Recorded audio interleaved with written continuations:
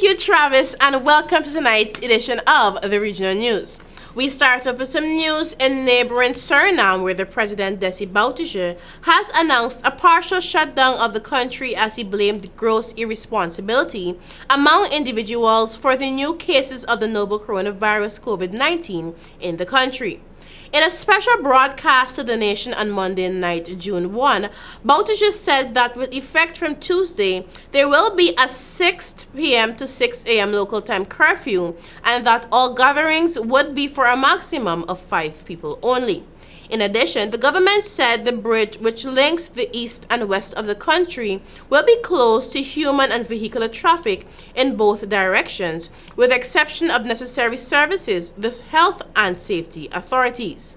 Bouterse also announced that air traffic for passengers to and from villages has been halted with immediate effect and that the borders will remain closed to people via land, water, and air. The president also said earlier relaxation of measures had been reversed as of Monday.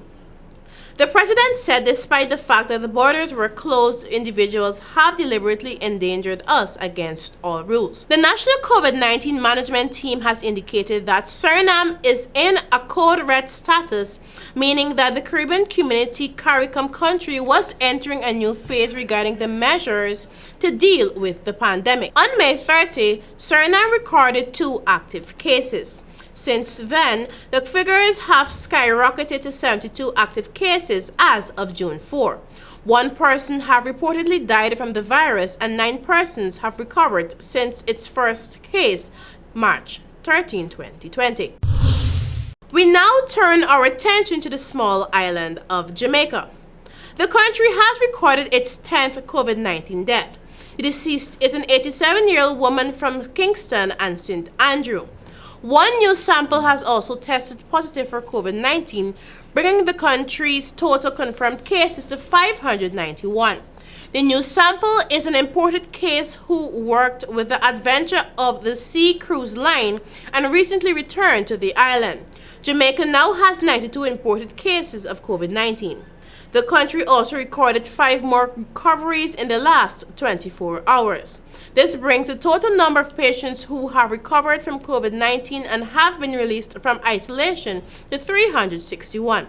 The country's recovery rate now moves to 61%. 217 of the country's cases are contacts of confirmed cases.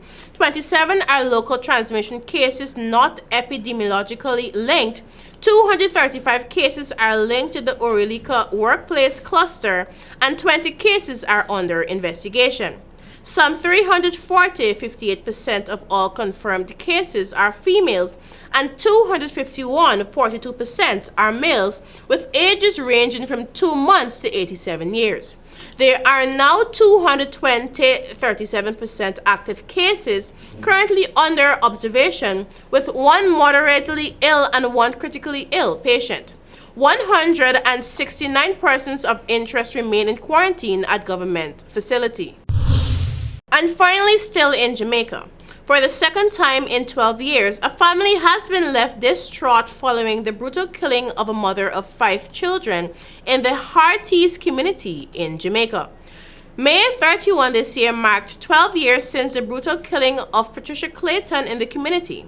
Her daughter, 36-year-old Shanley Bailey, was yesterday stabbed to death allegedly by the father of 4 of her children. Both mother and daughter were newspaper vendors for the Jamaica Observer in years past. Bailey was found in a pool of blood on the floor of her 1-bedroom house, which she shared with 4 of her children shortly after 2 p.m. Police have launched a manhunt for the children's father. And that's it for Region News this evening, and I continue to urge our viewers to stay indoors, wear those masks, use those hand sanitizers, and stay safe. Back to you, Travis.